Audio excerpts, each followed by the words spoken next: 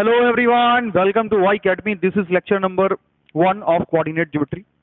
तो स्टूडेंट्स, आज जो ये लेक्चर हम लोग शूट कर रहे हैं, ये लेक्चर है साहू स्क्रीनिंग एग्जाम्स के लिए। तो बहुत सारे बच्चे इंतजार करते हैं, पूरे साल मेहनत करते हैं और उनका ये होता है कि नहीं, अब हमें साहू स्क्रीनिंग क्रॉस करके अपनी अच्छी प्रिपरेशन करनी है, नीट या IIT JEE क्रॉस करना है, क्रैक करना है। तो उसके लिए वो साहू में एंट्री चाहते हैं, जिस वजह से हम लोग Y Academy उसकी एक अच्छी प्रिपरेशन करवाती है, ताकि बच्चों को अच्छी असिस्टेंस मिल सके, अच्छी हेल्प मिल सके, जिससे उनको ठीक ठाक थोड़ा सा आइडिया मिल सके कि कैसे क्वेश्चंस आने वाले हैं।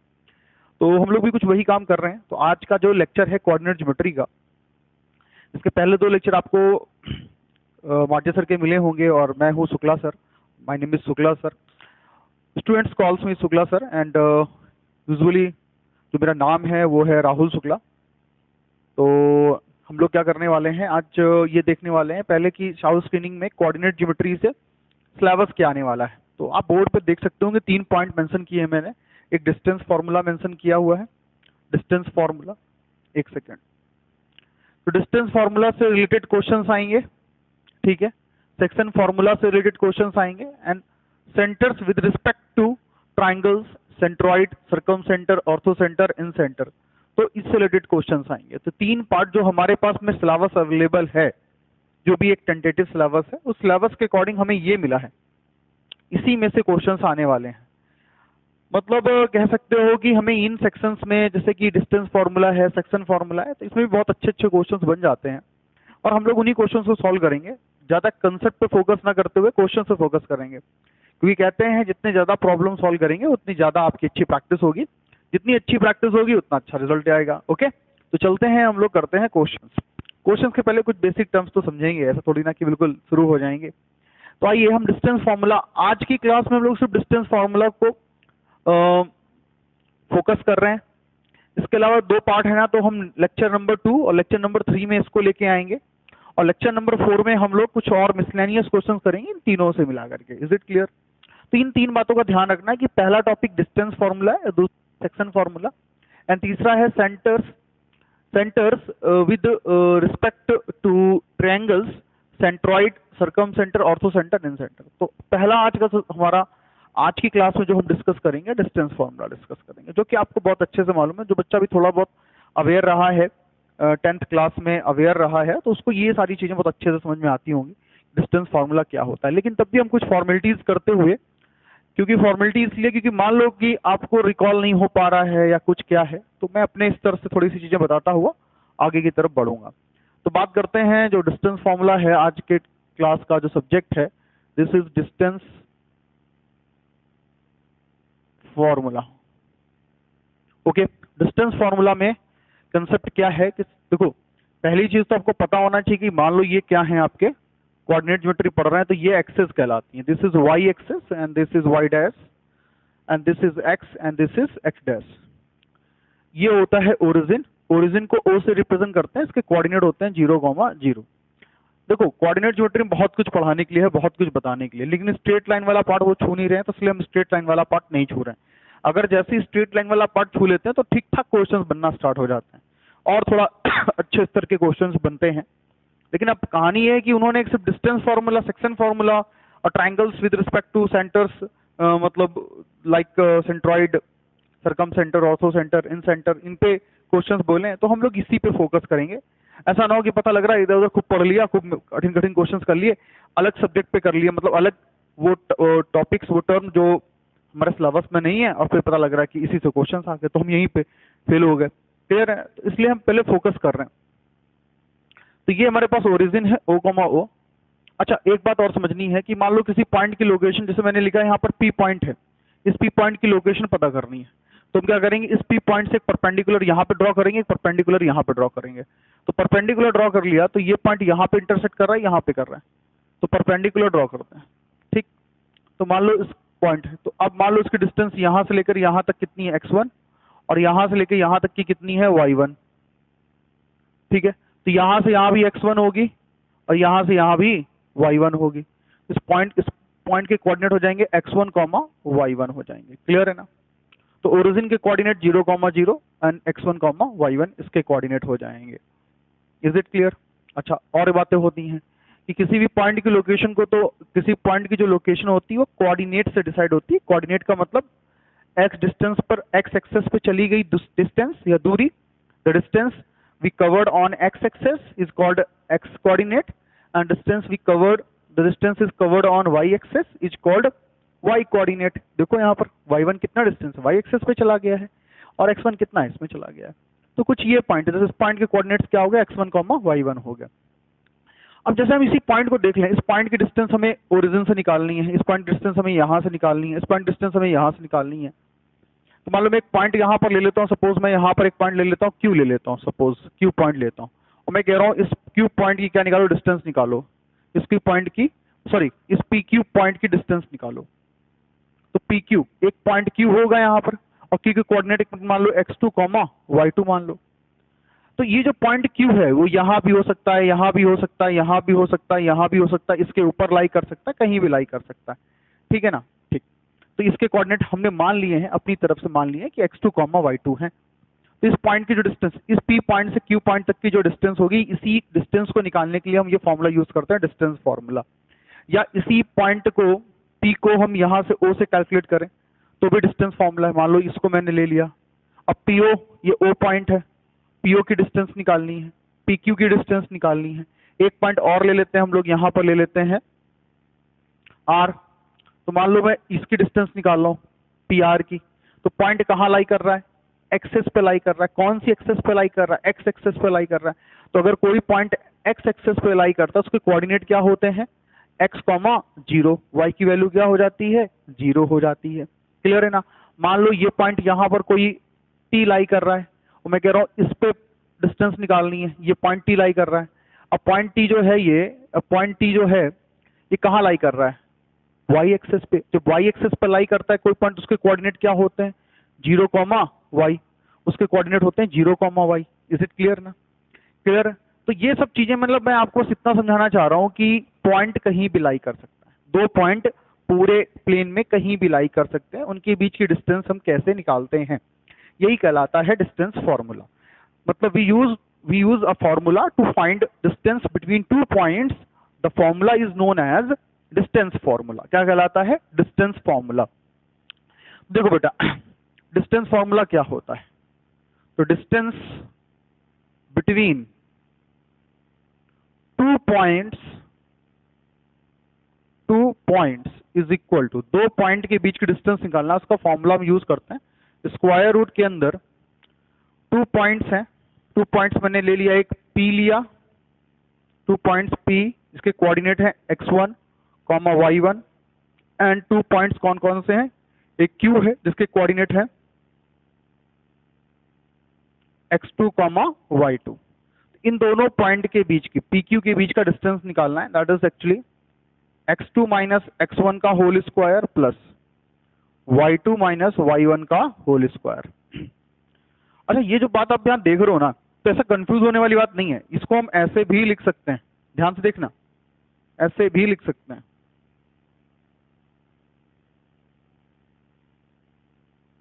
x1 माइनस x2 का whole square plus y1 minus y2 का होल स्क्वायर, दोनों ही लिख सकते हैं, क्योंकि पावर 2 है ना, कुछ भी अंदर रखोगे पॉजिटिव ही निकलेगा। किसी भी वैल्यू का अगर स्क्वायर करते हैं तो अंदर कुछ भी आ रहा हो पॉजिटिव हो जाएगा, इसलिए कोई मतलब नहीं है x2 माइनस x1 या x1 माइनस x2, बस खाली ऐसा हम लोग लिख देते हैं, दोनों ही बातें सही हैं। तो अब जैसे इस पॉइंट से इस पॉइंट के बीच की डिस्टेंस निकालेंगे, तो फॉर्मूला हमेशा हम लोग ये यूज करते हैं। एक्चुअली मेन फॉर्मूला यही है, यहीं से दूसरे जो फालतू वाले फॉर्मूले, कह सकते हो छोटे छोटे पॉइंट्स वाले फॉर्मूले निकाले जाते हैं, इनको अलग से हम लोग को सिखाया जाता है, वो भी फॉर्मूले यहीं से निकलता है। तो मेन मदर फॉर्मूला यही है। अब आते हैं हम लोग दूसरा पॉइंट, कि अगर मान लो distance of a point from origin, किसी पॉइंट की डिस्टेंस निकालनी है ओरिजिन से, मतलब P पॉइंट, तो वो P पॉइंट क्या हो गया, दिस इज x1, y1, ये है ना, ये P पॉइंट है, और ये ओरिजिन है, O ओरिजिन है, इनके बीच का डिस्टेंस निकालना है। तो एंड ओरिजिन मतलब O, इसके डिस्टेंस हो गए 0, 0, ठीक है ना। इस केस में जो फॉर्मूला यूज करते हैं ना हम लोग, अच्छा मैं देखना चाहूंगा कि क्या आपको इसका पूरा व्यू आ रहा है। एक मिनट बच्चों, थोड़ा सा मुझे समय दीजिए। हाँ yes, we are getting the view, proper view. Okay, तो देखिए बच्चों, यहाँ पे क्या कर सकते हैं, यहाँ पे फॉर्मूला जो बन के आता है ना, आइए x1 y1 है ना, x1 y1 है, तो अगर हम इसमें x1 माइनस 0 कर देंगे की पावर 2 एंड y1 माइनस 0 की पावर 2, इट बिकम्स, फॉर्मूला बड़ा सिंपल सा होता है, x1 का स्क्वायर प्लस y1 का स्क्वायर। तो बहुत सिंपल सा फॉर्मूला इसमें निकल के आता है कि जब कभी भी हमसे बोला जाए कि distance from the origin, distance of a point from the origin, कहां से, ओरिजिन से डिस्टेंस निकालनी है किसी भी पॉइंट की, तो फॉर्मूला क्या होता है, तो जिस पॉइंट की डिस्टेंस निकालनी है, जिस भी पॉइंट की डिस्टेंस निकालनी है, उसी पॉइंट के दोनों कोऑर्डिनेट के स्क्वायर के सम का स्क्वायर रूट निकाल लो। जैसे मुझे पी पॉइंट की डिस्टेंस निकालनी है ओरिजिन से, तो पी के कोऑर्डिनेट क्या है, x1 और y1, इसका स्क्वायर करोगे, x1 का स्क्वायर, इसका स्क्वायर करो, y1 का स्क्वायर, दोनों को ऐड कर दिया, देखो दोनों को ऐड कर दिया और स्क्वायर रूट निकाल दिया। ये खाली बस सिर्फ और सिर्फ आपको परेशान करने के लिए बोल दिया गया कि इसके भी कोऑर्डिनेट 0,0 रख करके देखो, वो सिर्फ आपके एक एनसीईआरटी के लिए कि हाँ आप समझ जाएं कि ये चीज ऐसे हो रही है, इसका पूरा प्रोसेस ही हो रहा है। लेकिन आपको जब कभी भी ओरिजिन वर्ड आएगा ना, मतलब क्या है, जिस पॉइंट के कोऑर्डिनेट है उसी पॉइंट को स्क्वायर का सम करके स्क्वायर रूट निकाल दो, जैसा कि मैंने यहाँ पर लिखा है। ठीक है, ये हो गया, बात समझ में आ रही है। तो ये डिस्टेंस फॉर्मूला हमारा हो गया। अब जैसे जैसे यहाँ पर ये बात देखो, जैसे ये पॉइंट P यहाँ पे लाई कर रहा है और ये यहाँ पे लाई कर रहा है, मतलब कोई पॉइंट जो कहाँ लाई कर, दो पॉइंट हैं, एक पॉइंट कहीं भी लाई कर रहा है, लेकिन बस other than X axis and Y axis, X axis और वाई एक्सेस के अलावा वो कहीं भी लाई कर सकता है, ना तो इस लाइन पे लाई करेगा ना इस लाइन पे लाई करेगा।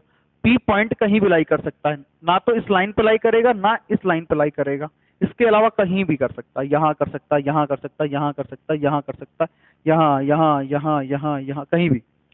एक पॉइंट जो है या तो एक्स एक्सेस पे लाई करेगा तो वाई एक्सेस पे लाई करेगा। तब हम क्या करते हैं, आइए हम लोग तब क्या करते हैं समझ लेते हैं। Third point, if any point, any one of two lie, if any one of two point lies on x axis, कहाँ लाई कर रहा है, x axis पे लाई कर रहा है, ठीक है ना, then distance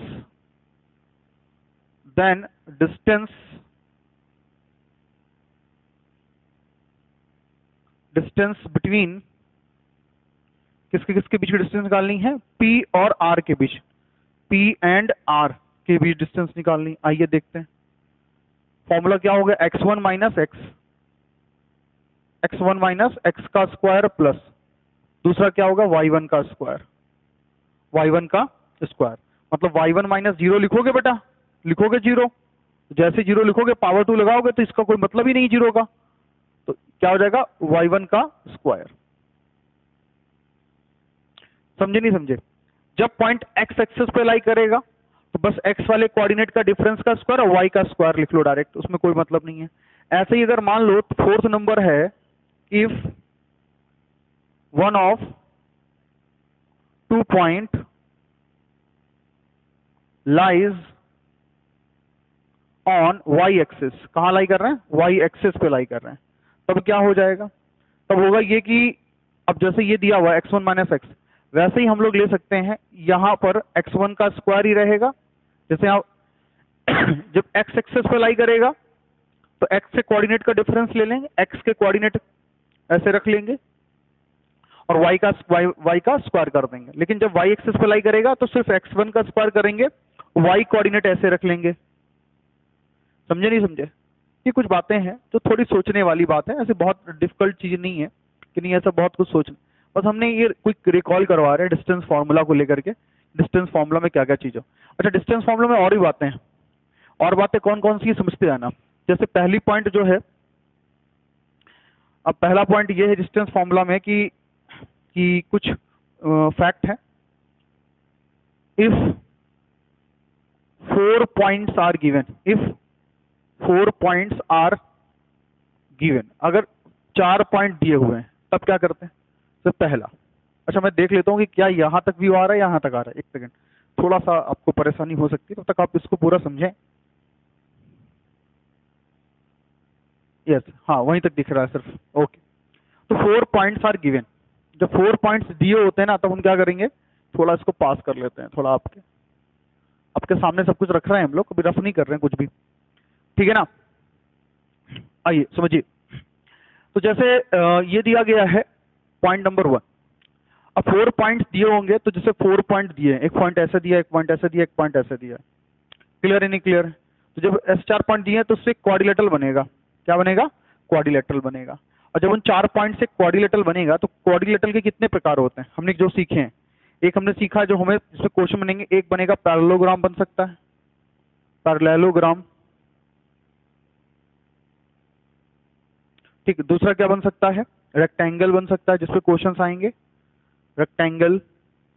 फिर रोम्बस, रोम्बस बन सकता है, रोम्बस पे क्वेश्चंस आएंगे जिनमें कुछ प्रॉपर्टीज एग्जिस्ट करती हैं। फिर आ सकता है स्क्वायर पे, ठीक है ना। तो ये 4 बातें जो हैं आपको समझनी कि पैरेललोग्राम कब प्रूव कर सकते हैं, रेक्टेंगल कब प्रूव होगा, मतलब 4 पॉइंट्स है ना, 4 पॉइंट के कोऑर्डिनेट आपको दिए जाएंगे ना, मतलब ये 4 पॉइंट्स आर गिवन, मान लो, and one 4 points are given, ठीक। तो जैसे मैंने मान लो एक क्वाड्रिलेटर ले लिया, समझाने के लिए ले रहा हूं मैं कुछ इस तरीके से, ठीक है ना। इसको मैंने नाम दिया A B C and D. इसके कोऑर्डिनेट में ले रहा हूं x1 y1, इसके कोऑर्डिनेट में ले रहा हूं x2 y2, इसके कोऑर्डिनेट ले रहा हूं x3 y3, इसके कोऑर्डिनेट ले रहा हूं मैं x4 y4, ऐसा ले रहा हूं। तो अभी आपको हमेशा कभी भी ऐसा क्वेश्चन आएगा तो आपको 4 पॉइंट्स के कोऑर्डिनेट देंगे। अगर 4 पॉइंट्स के कोऑर्डिनेट नहीं दे रहे हैं तो कुछ डायगोनल्स के साथ में रिलेशन देंगे। अच्छा, ये बी डी एक डायगोनल है, ए सी भी एक डायगोनल है, ठीक है। तो ये सारी बातें आपको समझनी चाहिए। अब आते हैं पहले पॉइंट। अगर 4 पॉइंट्स गिवन हैं, अगर 4 पॉइंट्स हमें गिवन हैं तो क्या करना है, ये बात समझने वाली बात। तो पहला पॉइंट, अब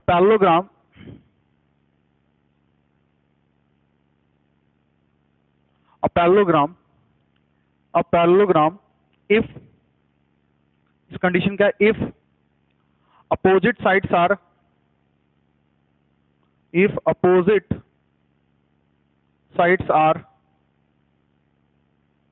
equal, if opposite sides are equal, but diagonals are not equal,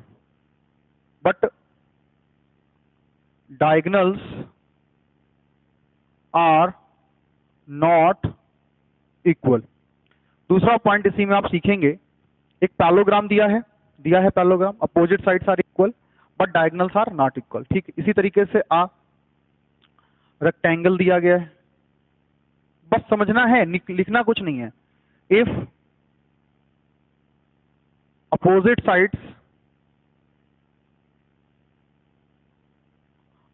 sides are equal and diagonals are also equal, diagonals भी इक्वल हैं, तो वो क्वाड्रिलेटरल कैसा हो जाएगा, रेक्टेंगल। अगर सिर्फ अपोजिट साइड्स इक्वल हैं, डायगोनल इक्वल नहीं है, तो वो एक पैरेललोग्राम होगा। थर्ड केस बना रहे रोम्बस, और रोम्बस बिल्कुल यही, of rhombus if all sides are, rhombus की ऑल साइड्स इक्वल होती है जब जानते हैं, all sides are equal but diagonals are not equal. Fourth number point, rhombus हो गया, रेक्टेंगल हो गया। अच्छा, एक चीज और हो गई, क्या हो गया, रोम्बस के साथ साथ स्क्वायर हो गया। स्क्वायर की बात भी तो करेंगे बच्चों हम लोग, आ स्क्वायर। तो if all sides are equal and, अगर सारी साइड्स इक्वल है, and diagonals are also equal, क्योंकि स्क्वायर के डायगोनल भी इक्वल थे, and diagonals are also equal. बस ये 4 कंडीशंस हमें दिमाग में रखनी है। इन चारों कंडीशन से हम किसको 4 पॉइंट दिए जाएंगे तो हम बता सकेंगे कि 4 पॉइंट्स क्या क्या बना सकते हैं। तो 4 पॉइंट आपको दिए गए हैं, तो इन पॉइंट्स को प्लीज दिमाग में रखें। अच्छा, इन्हीं के साथ साथ हमें पॉइंट्स और भी डिस्कस करने हैं, इतना आप समझ गए होंगे आई होप। मैं इसको रफ करूंगा। अच्छा, अभी 3 पॉइंट्स दिए जाएंगे तो क्या करना है? 3 पॉइंट्स दिए जाएंगे तो क्या करना है? आइए।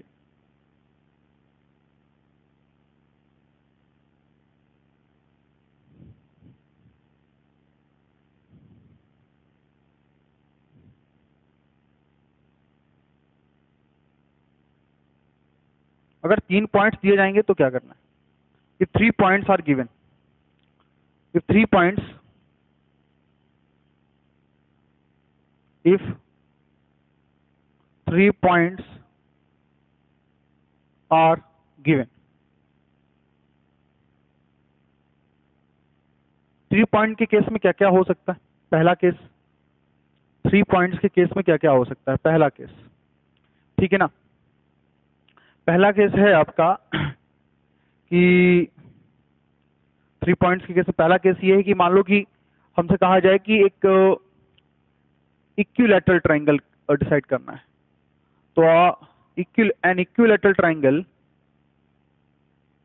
N equilateral triangle, if all sides are equal, ठीक है ना। दूसरा पॉइंट है isosceles, an isosceles triangle if two sides are equal to,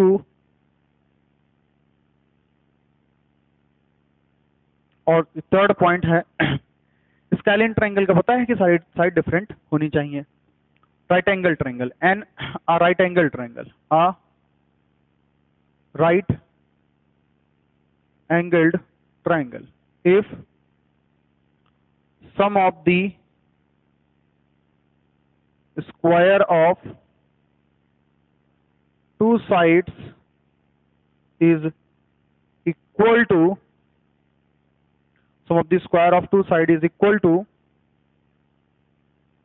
the square of third side, equal to square of third side. ये पॉइंट हो गया। चौथा है, चौथा क्या पहला होना चाहिए? मैंने पहला लिख दिया, कोई दिमाग पर सीक्वेंस नहीं लेके बैठा हूं मैं। तो इन चारों पॉइंट में पहला पॉइंट ये थे कि किसी भी 3 पॉइंट है उनसे ट्रायंगल बन रहा है, वो कंडीशन क्या होती है? अगर 3 पॉइंट से ट्रायंगल बन रहा है, ठीक है ना, तो अ ट्रायंगल कैसे बनेगा? If sum of any two side is greater than third side, greater than third side.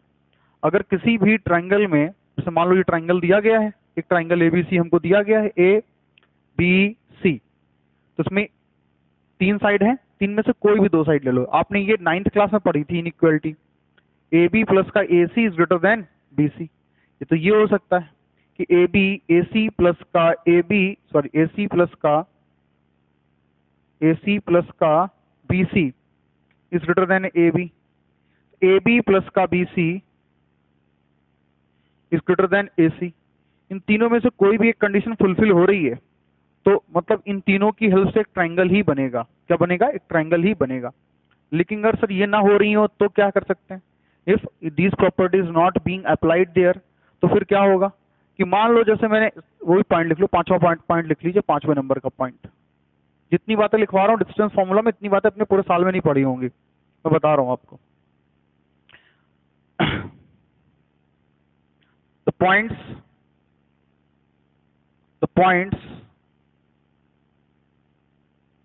lie on a line, और कोलिनियर। कोलिनियर का मतलब होता है एक ही लाइन पे। जैसे 3 पॉइंट मैंने लिए, ए बी लिया, दूसरा क्या लिया, सी। ये तीनों एक ही लाइन पे लाई कर रहे हैं, तीनों पॉइंट देखो लाई कर रहे हैं, तीनों एक ही पॉइंट पे लाई कर रहे हैं। क्या इनसे ट्रायंगल बन सकता है? नहीं हो सकता। तो the points lie on a line और कोलिनियर,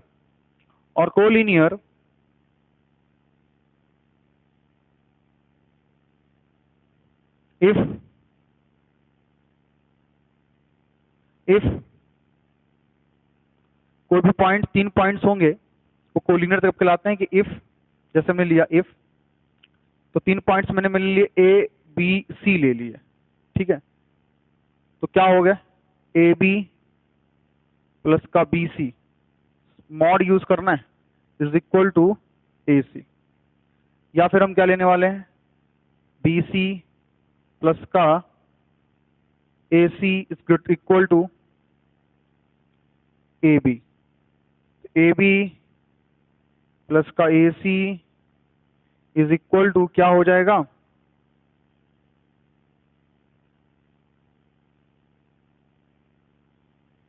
क्या बचा हमारे पास में, बी ए, नहीं ए सी, ए बी बी सी, ठीक है ना। इनमें से कोई एक, एनी वन इसमें से अप्लाई हो रही होगी, any one, any one, any one.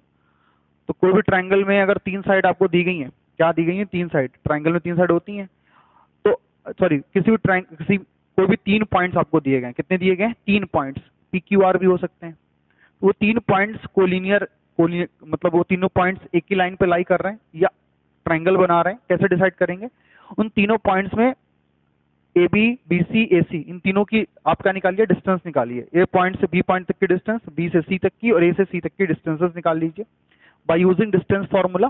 Distance formula मैंने बताया था आपको, क्या है distance formula, x2 minus x1 का whole square plus y2 minus y1 का होल स्क्वायर, डिस्टेंस फार्मूला ये फार्मूला अप्लाई करके आप ए से बी तक का डिस्टेंस, बी से सी तक का डिस्टेंस, ए से सी तक का डिस्टेंस निकालिए। अगर ए बी डिस्टेंस और बी सी डिस्टेंस का सम ए सी डिस्टेंस के इक्वल हो गया, या फिर बी से सी तक का डिस्टेंस ए से सी तक का डिस्टेंस का सम ए बी के डिस्टेंस के इक्वल हो गया, तो उस केस में, या फिर ये भी अप्लाई कर सकते हैं कि ए से बी तक का डिस्टेंस प्लस ए से सी तक का डिस्टेंस का सम बी से सी तक के डिस्टेंस के इक्वल हो गया, तो ये मान लेना कि वो तीनों पॉइंट्स एक लाइन पे लाई कर रहे हैं, वो ट्राइंगल नहीं बना सकते हैं। They can not form a triangle, they can not form a triangle, वो एक ट्राइंगल नहीं बना सकते हैं। समझ रहे हो ना। अगर ग्रेटर देन का केस आता है तो मैंने शायद रफ कर दिया, हाँ, is greater than third side, ये बताया था ना मैंने। तो ये भी समझ लेना है कि दो साइड का सम अगर तीसरी साइड के इक्वल हो गया, स्क्वायर का सम नहीं, अगर स्क्वायर का सम इक्वल हो रहा है तीसरी साइड के स्क्वायर के, तो राइट एंगल ट्राइंगल बनाएगा। मैं बात कर रहा हूं सिर्फ दो साइड का सम तीसरी साइड के इक्वल हो गया, तो वो तीनों points will lie on a line, वो एक ही लाइन पे लाई करेंगे। बात समझ में आ रही है। इतने पॉइंट्स हैं जो मुझे तुम्हें बताने थे किसको लेके, डिस्टेंस फार्मूला को लेकर के। अब आते हैं हम लोग फटाफट झटाझट क्वेश्चंस करते हैं, चलिए।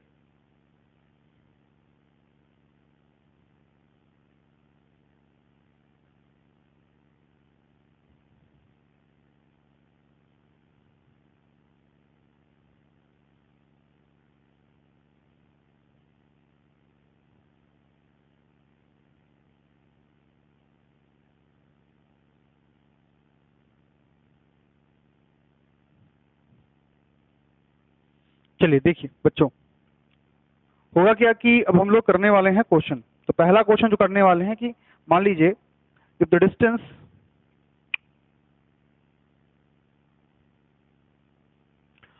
एक क्वेश्चन तो कर ही लेते हैं ऐसा, ये क्वेश्चन थोड़ा सा करिए। अच्छा, मैं जो बोल रहा हूँ, क्वेश्चन लिखिए कि if the distance of the point, if the distance of the point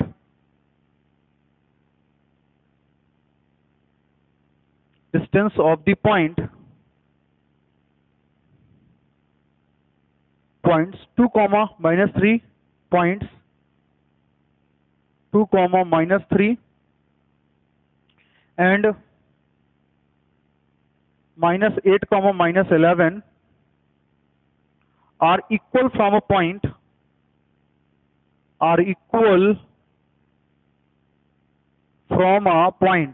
ये देखिए एक बड़ा बोर्ड टाइप का क्वेश्चन है, लेकिन ऐसे क्वेश्चंस भी आते हैं, ये कैलकुलेशन थोड़ी सी अच्छी होती है ऐसे क्वेश्चंस में। Point k comma minus 7, then what is the value of k, then what is the value of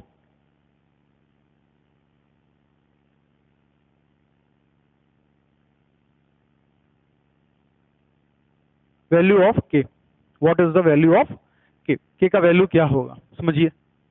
के का वैल्यू क्या होगा, option A, option B, option C, option D. देखिए ऑप्शन ए दिया हुआ है 7, -7 एंड -3, 3।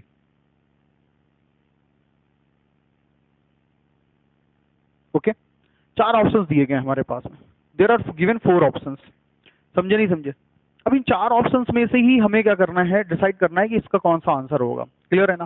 तो ऐसे ही क्वेश्चन आते हैं ऑब्जेक्टिव, सब्जेक्टिव तो पेपर बनना नहीं है। तो आइए हम लोग क्वेश्चन सॉल्व करते हैं। सबसे पहला काम ये कहा गया कि क्वेश्चन को अच्छे से समझो, और समझना ही सबसे बड़ा इंपॉर्टेंट काम होता है। डिस्टेंस,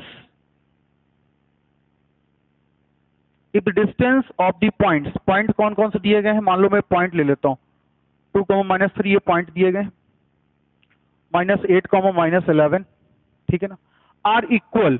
ये दोनों पॉइंट जो हैं, ये दोनों पॉइंट जो हैं इक्वल हैं किसी एक पॉइंट से, और जिससे इक्वल हैं तो उस पॉइंट को हम ले लेते हैं मान लो पी पॉइंट। पी पॉइंट से सभी डिस्टेंस क्या है, इक्वल। आइए देखते हैं क्वेश्चन को समझते हैं। मान लो मैं क्या करता हूं कि पी पॉइंट मैं यहां लेता हूं, कहां लेता हूं मैं, पी पॉइंट यहां लेता हूं, और मैं एक पॉइंट यहां लेता हूं, दिस इज ए। मैं एक पॉइंट यहां लेता हूं, दिस इज बी, कर लेता हूं बी। ये डिस्टेंस क्या है, इक्वल। मतलब गिवन है कि पी ए इक्वल टू क्या है, पी बी। पी पॉइंट के कोऑर्डिनेट मैंने ले लिए के, -7, एंड इसके कोऑर्डिनेट मैंने ले लिए 2, -3 ले लिए, और इसके कोऑर्डिनेट मैंने ले लिए क्या, -8, -11। ठीक है भैया? तब क्या करना है कि जब ये डिस्टेंसेस, ये डिस्टेंस इस डिस्टेंस के इक्वल हैं, तो करते क्या है समझो। हम पहले पीए निकालेंगे, तो पीए का स्क्वायर करो। कभी भी ऐसा क्वेश्चन आए कि किसी एक पॉइंट से 2 पॉइंट के डिस्टेंस इक्वल है, तो हम इसको इस तरीके से लिख देते हैं, पीए इज इक्वल टू क्या हो जाएगा, पीबी हो जाएगा। क्लियर है ना? ये आपको लेके चलना है। कभी भी जिस पॉइंट से इक्वल है वो पॉइंट दोनों में लाई करेगा। इसको नाम दे दो x1, इसको नाम दे दो y1, सॉरी क्या दे दो, y1। इसको नाम दे दो x2, y2। इसको नाम दे दो x3, y3। ठीक है ना? चलो पीए मतलब, तो हम क्या कर देते हैं, स्क्वायरिंग ऑन बोथ साइड, दोनों तरफ हम क्या कर देते हैं, स्क्वायर कर देते हैं। तो जब कभी भी आप आए, मैं तो थोड़ा समझा रहा हूं आपको, डायरेक्ट इसको कैसे ले लेना है, ऐसे ही लेना है। ये स्टेप डायरेक्ट उठाना है, ये आपको डायरेक्ट लेना है यहाँ पे, ये नहीं सोचना है, ये सोचना है आपको। जब कभी भी किसी एक पॉइंट से 2 पॉइंट की डिस्टेंस इक्वल दी जाएगी, तो पीए निकालते हैं। अब पीए देखिए, पीए के लिए हम लोगों ने फॉर्मूला जैसे अप्लाई किया, ये इसकी पावर लगी हुई है 2, ऐसे ही हमने इसके लिए फॉर्मूला अप्लाई किया, ये इसकी पावर लगी हुई है 2, तो इस 2 से ये पावर कट जाएगी, इस 2 से ये पावर कट जाएगी, इसलिए स्क्वायर कर दिया जाता है ताकि स्क्वायर रूट को रिमूव कर सके आसानी से। ये सब चीजें मन के अंदर करनी है। हम कितना पार्ट करते हैं, हम इतना पार्ट करते हैं, k - 2 ऐसा करेंगे, k - 2 का पावर 2, -7 -3, -7 लिया, एक माइनस तो ऑलरेडी लगता है, देखो लग रहा है माइनस, एक माइनस इसमें पहले से दिया है, तो यहाँ पर प्लस का 3 लग जाएगा, पावर 2 हो जाएगा। एज वेल एज यहाँ पर -8 हमने ले लिया, सॉरी जब हम यहाँ पर ले रहे हैं k -8, तो k, एक माइनस ऑलरेडी लगा हुआ है, एक माइनस यहाँ पर हमारे साथ में और दिया हुआ है, तो यहाँ पर प्लस का 8 की पावर कितना हो जाएगा, 2 हो जाएगा, प्लस -7 हमने ले लिया, जब -7 लेंगे और यहाँ पर ऑलरेडी लगा हुआ है तो प्लस का हो जाएगा। तो ये तो कट गया था मामला। अब यहाँ देखो, यहाँ देखो, ये बात समझ में आ गई ना? तो कितना आया हमारे पास में, k - 2 का होल स्क्वायर प्लस इसमें कितना आया, 3 चले गए तो 4, 4 का स्क्वायर 16, 16 इज इक्वल टू यहाँ पर कितना आया, k + 8 का whole square and this is plus, और यहाँ पे कितना आया, 4 का स्क्वायर। चलिए इसमें अप्लाई करेंगे तो k² प्लस का 4 माइनस का 2k, सॉरी a - b का होल स्क्वायर अप्लाई करेंगे, 4k, a - b का whole square, a² plus b² minus, अब प्लस का क्या हो जाएगा, 16, this is equal to k² 64 and 16k plus का 16, इस k² से k² कैंसिल हो जाएगा, इस 16 से ये 16 क्या हुआ, कैंसिल हो जाएगा। अब हम कर लेते हैं क्या, सब k को एक तरफ कर लेते हैं, k को उधर ले जाएंगे तो 20k हो जाएगा, माइनस का 4k उधर चला जाएगा, 64 इधर आ जाएगा। जब 64 इधर आ गया तो माइनस का 64 इधर जब आएगा तो -64 और प्लस का 4 है, तो 20k that is equal to 60 minus का, तो k इज इक्वल टू क्या आ रहा है, माइनस का 3 आ रहा है। तो मेरे ख्याल से k is equal to minus का 3 और option number C is correct. Option C क्या है हमारे पास में, करेक्ट है। क्लियर है ना। तो देखो ये आपके दिमाग पे कैलकुलेशन सिर्फ यहां से ये इक्वेशन आपको डायरेक्ट लानी है। क्या लानी है, ये माइनस ये प्लस ये माइनस ये का होल स्क्वायर, ये माइनस ये माइनस ये का होल स्क्वायर, बस ऐसे करके रख करके, और क्योंकि दोनों साइड इक्वल हैं तो ये हमेशा क्या करेंगे, इसके स्क्वायर रूट को कैंसिल कर देंगे। ये पूरा प्रोसेस जो है यहाँ तक का ये आपके पूरे दिमाग में चलना चाहिए। अगर ये भी आप करके वहां देखोगे रफ कॉपी में तो फिर आपका पेपर जाएगा छोट। समझ रहे हैं ना। हाँ, फिर आप नहीं कर पाएंगे क्वेश्चंस को टाइम पे। क्लियर है ना। और मैथ्स के स्टूडेंट को इतना काम तो डायरेक्ट करना ही पड़ेगा। क्लियर है, नहीं क्लियर है बच्चों। ओके, एक क्वेश्चन मैं और लेता हूं, तब तक आप इसको देख लीजिए। आइए एक क्वेश्चन मैं और लूंगा, रफ कर दूंगा इसको। आई होप गाइस आपको समझ में आया होगा ये क्वेश्चन।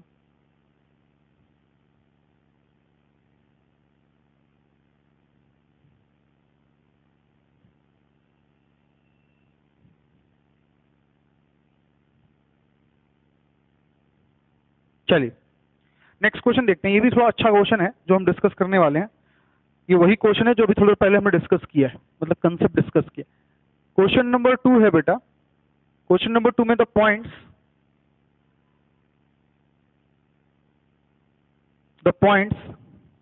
1,7 1,7 3,3 3,3 and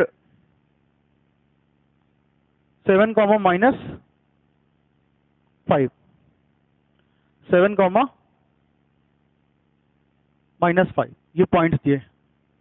ऑप्शन है हमारे पास में option A, option B, option C, option D. 4 option दिए गए हैं हमारे पास में। पहला ऑप्शन हमको गिवन है स्ट्रेट लाइन, स्ट्रेट लाइन पहला option. Right triangle, right triangle C, isosceles triangle, isosceles triangle, scalene triangle. ठीक है, ये 4 ऑप्शंस दिए गए। इन 4 ऑप्शंस के बिहाफ पे हमें डिसाइड करना है कि which one is right. 3 coordinates, 3 points के कोऑर्डिनेट दिए गए हैं, पॉइंट के कोऑर्डिनेट दिए गए। मान लो मैं ए को इसको ट्रीट कर लेता हूं, बी इसको ट्रीट कर लेता हूं और सी इसको ले लेता हूं, किसको 7, minus 5 को। तो मैं एक बार ए बी निकाल दूं, मैं एक बार बी सी निकाल दूं, मैं एक बार ए सी निकाल दूं। जब मैं ए बी निकालने चलूंगा, ध्यान दो, जब मैं ए बी निकालने चलूंगा तो ए बी कितना आ गया, 1 minus 3 प्लस 7 minus 3, ठीक है ना। और जब मैं ये निकालूंगा B C, 3 minus 7 plus 3 minus plus का 5 हो जाएगा, क्योंकि 3 माइनस करोगे तो माइनस यहाँ पे ऑलरेडी है, प्लस का 5। सिमिलरली हम लोग यहाँ पे करेंगे, जब 1 माइनस का 7, 7 माइनस का 5 करेंगे तो 7 प्लस का 5 हो जाएगा का स्क्वायर। सॉल्व करेंगे इसको, इसमें करेंगे 2 का स्क्वायर तो 4 प्लस यहाँ पे करेंगे तो 4 हो जाएगा। कितना हो जाएगा, 4 का स्क्वायर मतलब 16 and that is equal to 20 and 20 is equal to कितना, 2 अंडर रूट 5। सॉल्व करेंगे तो आपको यही मिलेगा। 20 को आप इस तरह सॉल्व करेंगे तो 4 इंटू 5 होता है ना, इस 4 से 2 बाहर आ जाएगा, कुछ इस तरह से। देखो बेटा, इस तरह की कैलकुलेशन मैं समझा जरूर रहा हूं लेकिन आपको आनी चाहिए। अब इससे 2 जब बाहर आ जाएगा it becomes 2 under root 5। Clear है, नहीं क्लियर है। हाँ चलिए, सिमिलरली यहाँ पे जब सॉल्व करने चले तो 3 में से 7 में से 3 गए तो 4, 4 का स्क्वायर 16। माइनस का ध्यान नहीं दे रहे हैं हम, ध्यान इसलिए नहीं दे रहे हैं कि माइनस का कोई मतलब है नहीं हमारे पास। 64 70 80 हो गया तो अब 80 हो जाएगा, तो 4 अंडर रूट 5 हो जाएगा इसका। चलो ठीक है, आते हैं इसको सॉल्व करते हैं। 6 का स्क्वायर 36 प्लस 12 144, 144 कितना हुआ, 50 80 180। जब 180 हमने ले लिया तो 90 हो जाएगा। 9 इंटू 10 3 अंडर रूट, सही कर रहा हूं मैं, हाँ 36, यस। तो यहाँ पर 36 हुआ, 1 माइनस 7 एंड 7 प्लस 5 144 80। तो 9 2 ज़ा 80 2 5 जा 10, सॉल्व करेंगे इतना तो आ जाएगा, इसको लिख सकते हैं 36 इंटू 5 लिख सकते हैं, यहाँ से 6 बाहर आ जाएगा, तो 6 बाहर आएगा तो 6√5 लिख सकते हैं। तो पहला वाला स्ट्रेट लाइन है, याद करो मैंने आपको कुछ पॉइंट्स लिखवाए थे कि अगर दो साइड का सम तीसरी साइड के इक्वल होता, आइए दो छोटी साइड है उनका सम कर लो, A B plus B C की डिस्टेंस दोनों से छोटी है, ये 4 है ये 2 है, तो ये क्या हुआ 2√5 प्लस 4√5, दिस इज 6√5, ये ऐड हो जाएंगे, सेम सर्ट्स के है ना, इसका सर्ट सेम है। एंड इसी तरीके से AC की बात आई, दिस इज 6√5, तो हम लिख सकते हैं देयरफॉर AB प्लस का BC is equal to AC। इसका मतलब ये तीनों पॉइंट्स एक लाइन पे लाई करेंगे, किस पे लाई करेंगे, एक लाइन पे लाई करेंगे, तीनों पॉइंट्स एक ही लाइन पे लाई करेंगे, इसका मतलब एक लाइन का मतलब स्ट्रेट लाइन, तो आंसर क्या होगा straight line, option A is correct, option A is correct. Clear है ना, ऑप्शन ए इज करेक्ट हो जाएगा हमारे पास में। चलो एक क्वेश्चन मैं देता हूं उसके लिए कि आप नेक्स्ट लेक्चर पे जब आएंगे तो हम लोग करेंगे उसको, होमवर्क के तौर पे रहेगा क्वेश्चन वो हमारा। और मैं अभी और भी क्वेश्चन इसमें डिस्टेंस फॉर्मूला में ही 8-10 क्वेश्चन करवाने वाला हूँ। आज थोड़ा सा हमारा समय चला गया डिस्कशन में, ठीक है, तो अभी थोड़ा हम रिदम पकड़ेंगे और स्पीड पकड़ेंगे, तेजी से करेंगे। ओके चलिए, तो पहला क्वेश्चन है हमारा, थर्ड नंबर क्वेश्चन है। थर्ड नंबर क्वेश्चन हमारा ये है कि the points nearest to the origin, question number third, the point nearest to the origin, the point nearest to the origin among the points, among the points का मतलब option A, option B, option C, option D. Option A हमारे पास में है 3,4, option C हमारे पास में है -1, और ऑप्शन सी है 0,3, और ऑप्शन डी है 4,0। पता करना है कि ये 4 पॉइंट दिए गए हैं, इन चारों में से कौन सा पॉइंट, जैसे मान लो ये आपकी एक्सेस दी गई है, this is y and this is x, y dash and this is x dash, तो मान लो 4 पॉइंट्स हैं, जैसे -1,1 कहाँ लाई करेगा, थर्ड में लाई करेगा, यहाँ पे कहीं -1,1 कहीं यहाँ पे लाई करेगा, -1,1, 3,4 यहाँ कहीं लाई करेगा, यहाँ कहीं लाई करेगा, 0,3 x इक्वल 0 है, y की वैल्यू दी है तो ये यहाँ कहीं लाई करेगा 0,3 यहाँ पे, 4,0 मतलब ये यहाँ कहीं लाई करेगा 4,0। अब पता करना है कि ये जो पॉइंट्स हैं, ये पॉइंट और ये पॉइंट, ये सारे पॉइंट्स में से, मतलब मान लो मैं इसको A दे दूं, इसको B दे दूं, इसको C दे दूं और इसको क्या दे दूं D, ये तो O है, तो A B C D में कौन सा पॉइंट O के नियरेस्ट है, O से किसके पास है, तो B तक का डिस्टेंस निकालो, BO निकालो, AO का तो पता ही है, OC का पता है एंड OD का निकालो, तो AO OB OC और OD में से जो सबसे ज्यादा छोटी डिस्टेंस होगी, सबसे कम डिस्टेंस होगी, जिसकी लेंथ सबसे कम होगी, वही पॉइंट हमारा क्या होगा, इस O पॉइंट के क्या होगा, नियरेस्ट होगा। तो बच्चों आज की क्लास में रखते हैं इतना, नेक्स्ट लेक्चर पे हम लोग इस क्वेश्चन को करेंगे सॉल्व, और अभी और भी कुछ क्वेश्चन है जो डिस्टेंस फार्मूला पर बेस्ड है, फिर हम लोग करेंगे आपके सेक्शन फार्मूला पर बेस्ड क्वेश्चन, फिर हम लोग करेंगे triangles with respect to its centres like circumcentre, incentre, centroid and orthocentre पे रिलेटेड क्वेश्चंस करेंगे। इसके बाद अगर समय थोड़ा सा और रहा हमारे पास, अगर हमने इन सब चीजों को जल्दी कवर किया तो हम लोग कुछ और पॉइंट्स डिस्कस कर लेंगे स्ट्रेट लाइन से रिलेटेड, मान लो कि थोड़ा बहुत उनका मन कर गया तो वहां से देने का, तो भी कर लेंगे। तो आज की क्लास में बच्चों इतना ही, थैंक यू एवरीवन।